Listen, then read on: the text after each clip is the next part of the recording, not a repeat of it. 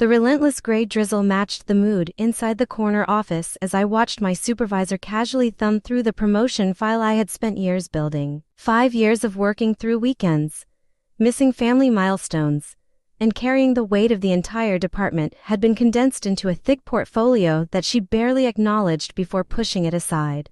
She adjusted her designer glasses, offering a rehearsed smile that did not reach her eyes. "I appreciate your dedication," she said calmly, "but your contributions are merely adequate for your current role, and senior leadership requires something more." The word adequate felt like a physical blow, hanging heavily in the clean air between us. I had maintained the highest client satisfaction metrics in the company and personally salvaged the massive Lawford account after the rest of the team completely abandoned it.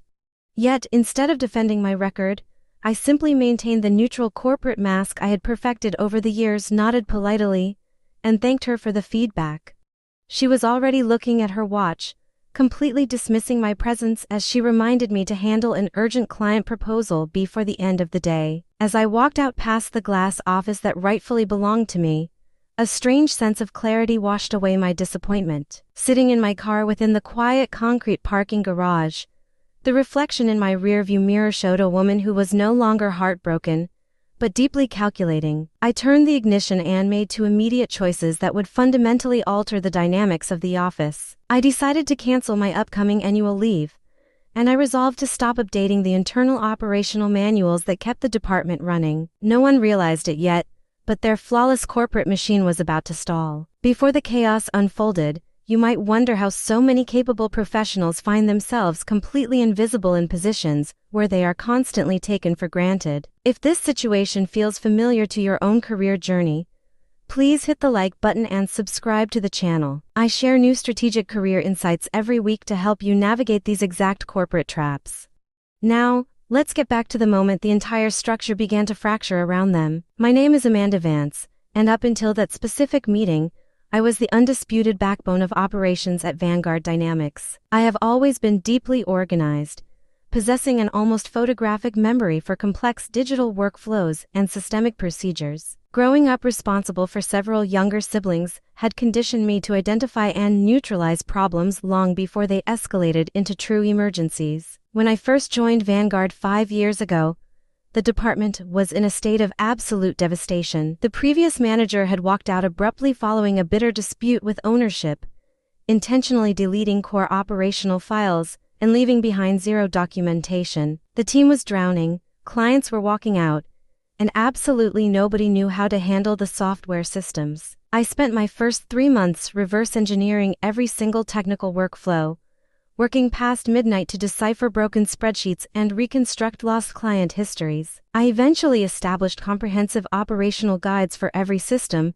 color-coding and indexing them so perfectly that even a novice could follow the steps. My supervisor, Brenda, never bothered to learn any of these intricate processes herself because it was simply easier to let me manage the daily burdens. "You have a rare gift for troubleshooting," she would casually remark during annual reviews, accompanied by minimal raises that never reflected my actual market value. Our company had recently secured a multi-million-dollar partnership with Apex Global, an international client that required constant maintenance due to overlapping time zones. I had single-handedly built that relationship from scratch, sacrificing my evenings to ensure their transition was flawless while Brenda merely showed up to executive reviews to claim the credit. My routine involved arriving at the office at 7:30 every morning to prepare detailed executive summaries for Brenda before her daily leadership briefings. The morning after my promotion was denied, however, the old routine died, and I walked through the front doors at exactly 9 o'clock. I did not draft a single briefing note for her meeting,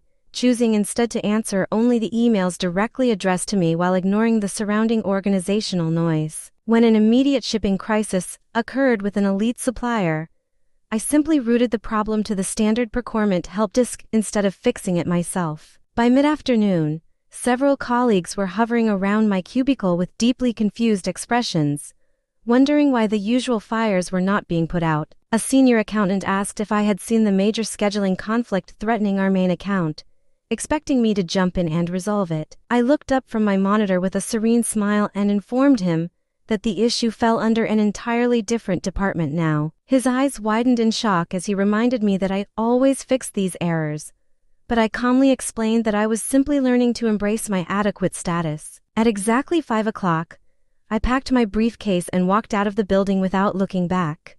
That evening, I ignored the persistent buzzing of my corporate phone and spent the night baking cookies with my young daughter, realizing how much of my life I had sacrificed for a company that viewed me as a line item. The following morning, the cracks in the foundation quickly turned into deep chasms that management could no longer ignore. Apex Global had requested immediate structural changes to their database, changes that were entirely dependent on proprietary methods that only I truly understood.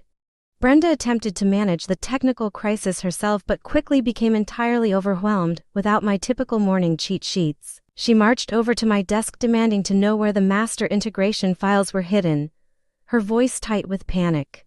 I calmly guided her toward the shared network drive, pointing out a massive 200-page technical document. She stared at the dense, highly technical manuals with visible dread, frantically asking me to just step in and resolve the client emergency directly. I politely declined, noting that my schedule was fully booked with mandatory compliance documentation that was due to federal regulators by the end of the day. She snapped her folder shut and walked away, her expensive heels clicking angrily against the floorboards as the pressure continued to mount. By the time I checked my corporate phone later that evening, it displayed dozens of desperate voicemails from directors warning that the entire Apex contract was on the verge of total collapse. When I arrived at 9 o'clock the next morning, the corporate floor looked like a war zone, with frantic executives pacing the hallways in total silence. Brenda's assistant rushed over to my desk immediately, informing me that an emergency intervention meeting was happening right now in the main boardroom. I walked down the hall without any sense of urgency, entering a room where Brenda sat alongside our regional vice president, Arthur Sterling. Arthur looked at me with immense relief, pleading for my intervention to save the account, while Brenda sat beside him with an expression of pure, unadulterated anger. "Let us be completely honest about the situation," Brenda muttered, offering me the senior management promotion right there on the spot. I leaned back slightly, informing them that a major competitor had already reached out to me with a much higher offer, recognizing the qualifications they had dismissed.